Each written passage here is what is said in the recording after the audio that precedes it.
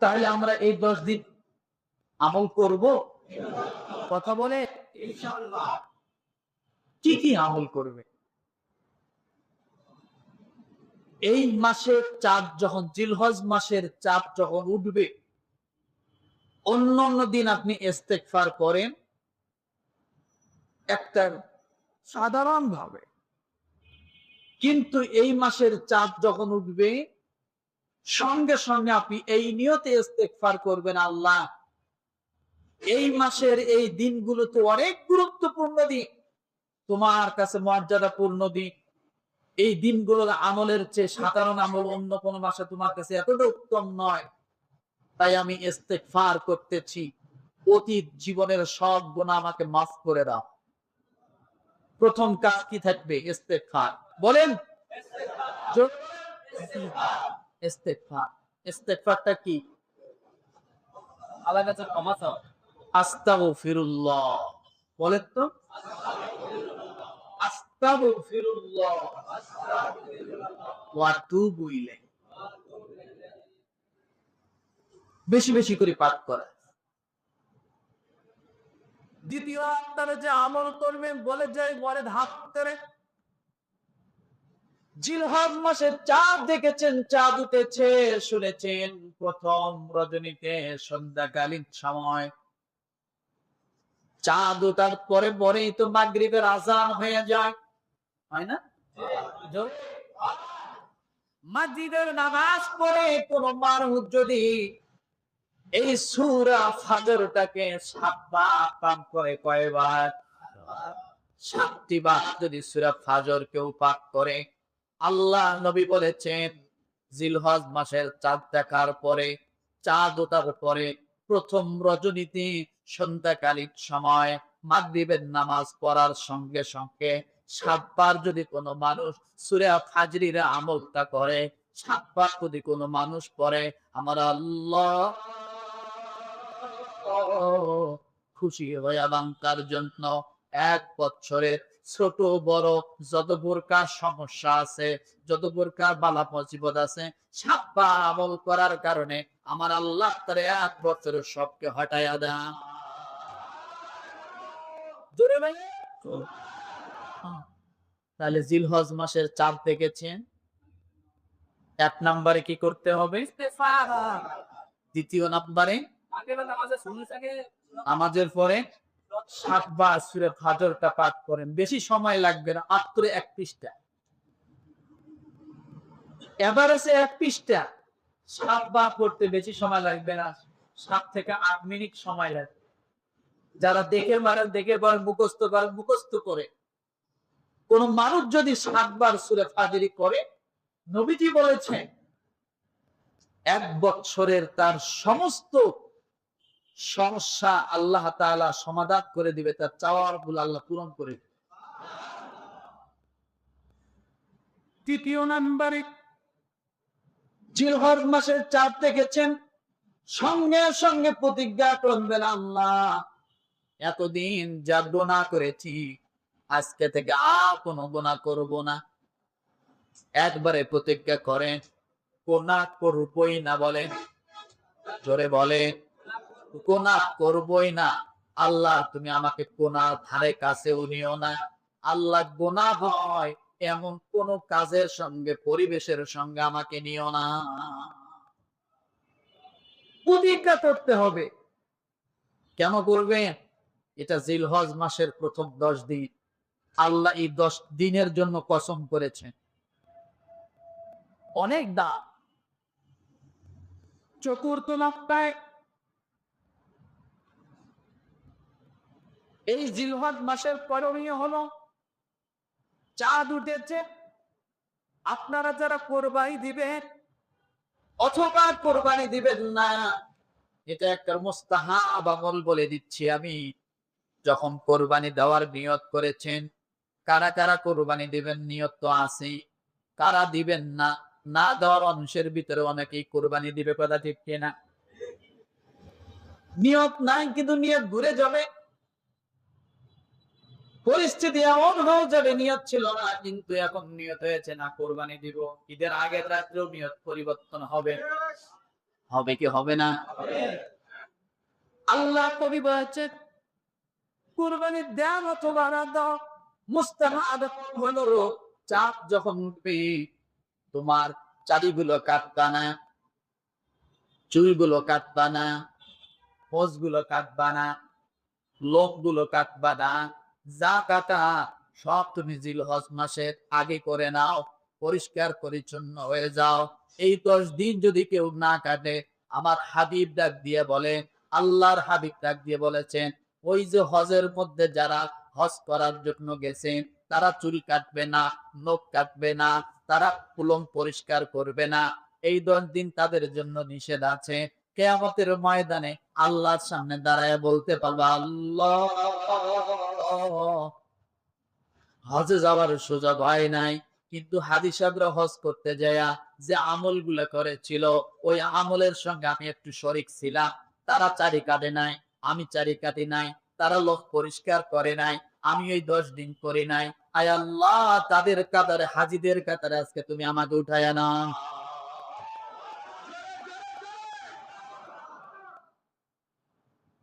আল্লাহর যাতে হাজীদের সদৃশ্য করার কারণে আপনাকেও কাতারে দাঁড় করায় দিতে পারে। নিয়ম করে আশা করতে নিষেধ করেছেন না। আল্লাহ ডাক দিয়ে বলেন, লা তাকনাতু মির রাহমাতিল্লাহ, আমার রহমত থেকে নিরাশ হয়ো না। ওই যে তুমি চারিটা কাটো নাই, হাজিরাও কাটে নাই, তাদের আমলের সঙ্গে একটা সদৃশ্যতা রেখেছো, আমি আল্লাহ তাদেরকে আজকে মাফ করে দিয়েছি, তাদের সঙ্গে তোমাকেও আমি আল্লাহ মাফ করে দিলাম।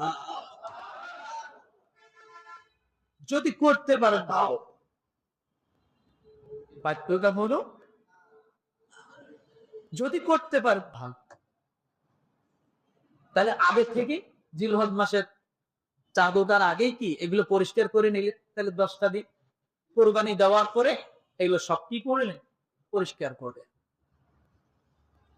আমার ভাইরা 5ম নম্বরে আপন হলো রোজা রাখা। কি করে? এই জিলহজ মাসের প্রথম 10 দিনের মধ্যে একটা দিন আছে, কোন মানুষ যদি রোজা রাখে বিগত 1 বছর রোজা রাখার সওয়াব, সামনের 1 বছর রোজা রাখার সওয়াব আল্লাহ তার আমলনামায় দিয়ে দেন।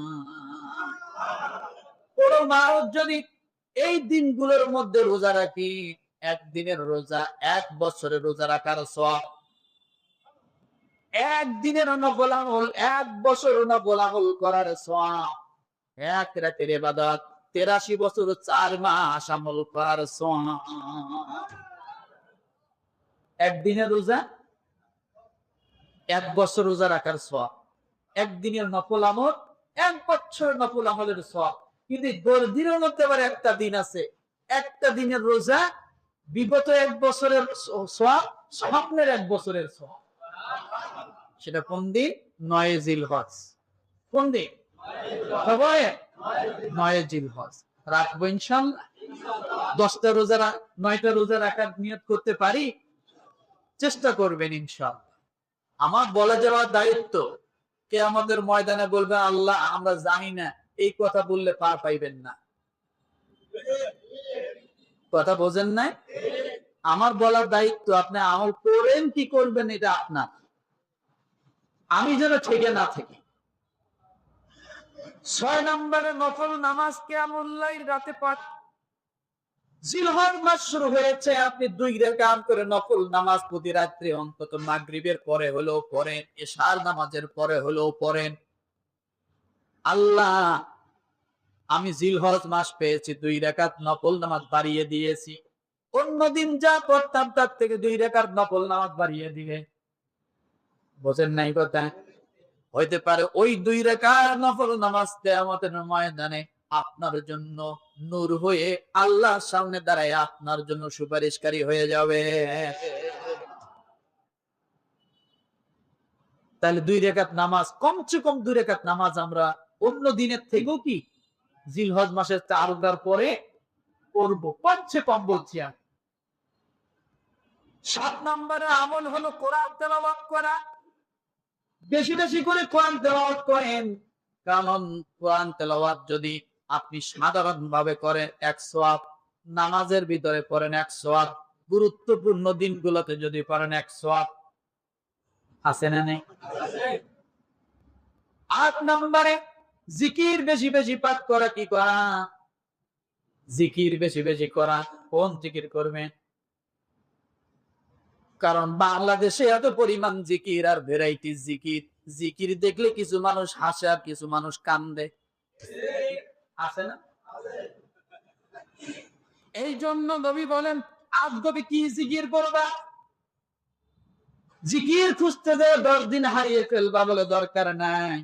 আপনি যখন এই 10টা দিন পাবেন, অর্থাৎ জিলহজ মাসের চাঁদ ওঠার পরে আপনি বেশি বেশি করে পাঠ করেন সুবহানাল্লাহি ওয়ালহামদুলিল্লাহি লা ইলাহা ইল্লাল্লাহু আল্লাহু আকবার।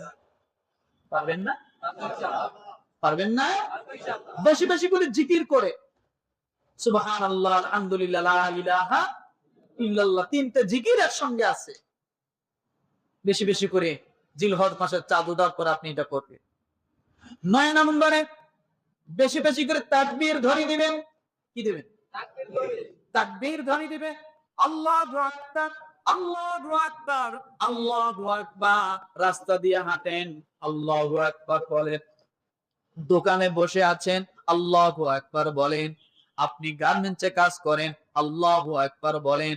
আপনি বেশি বেশি করে এই দিনগুলো তাকবীরের জন্য আপনি গ্রহণ করে না, কারণ এই দিন 10টাই হলো তাকবীরের জন্য সবচেয়ে সৌন্দর্য। আল্লাহু আকবার, আল্লাহু আকবার, লা ইলাহা ইল্লাল্লাহ, আল্লাহু আকবার, আল্লাহু আকবার, ওয়ালিল্লাহিল হামদ। এই 10 দিনের কথা আছে না নাই? জোরে বলেন, আছে না নাই? 10 নম্বর আমল হলো দান সৎকার বেশি বেশি করে করবে। 11 নম্বর হলো দোয়া বেশি বেশি করে করবেন। শুধু দোয়া চাইবেন না, দোয়া নিজেও করতে হবে। আমরা এমন অলস হয়ে গেছি, দোয়া চাই কিন্তু দোয়া করি না। দোয়া চাই, করি না। দোয়া এত অলস,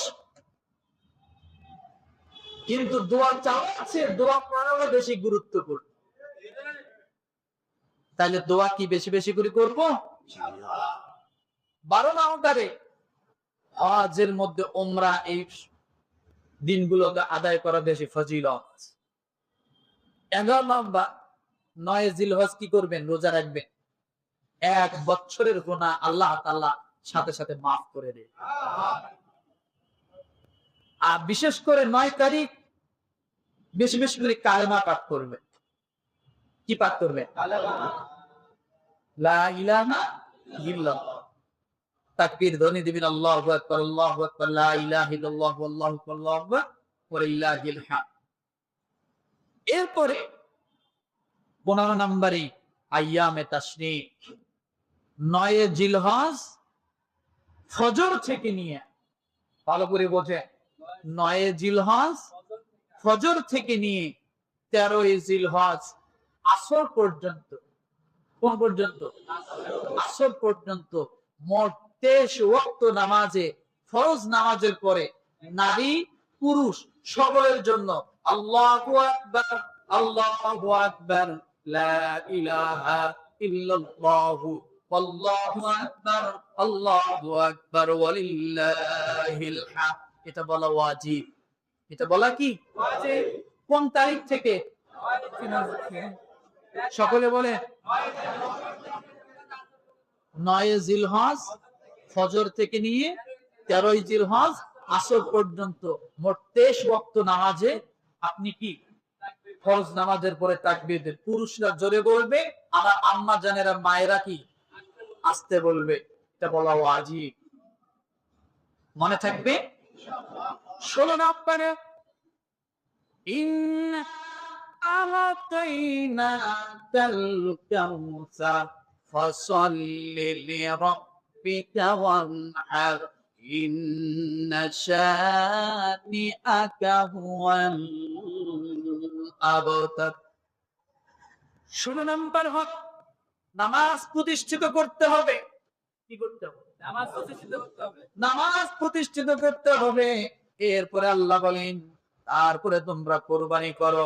নামাজ এক ওয়াক্ত পড়ে না, 5 লাখ টাকা দিয়ে গরু কিনে কোরবানি দাও।